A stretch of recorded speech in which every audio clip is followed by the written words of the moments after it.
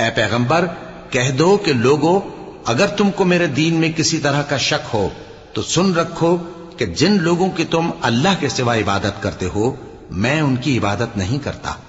लेकिन मैं उस अल्लाह की इबादत करता हूं जो तुम्हारी रूहें कब्ज कर लेता है, और मुझको यही हुक्म हुआ है कि ईमान लाने वालों में हो जाऊं, और यह कि ए नबी, सबसे यकसू होकर दीन इस्लाम की पैरवी किए जाओ और मुशरिकों में हरगिज न होना, और अल्लाह को छोड़कर ऐसी चीज को न पुकारना जो न तुम्हारा कुछ भला कर सके और न कुछ बिगाड़ सके।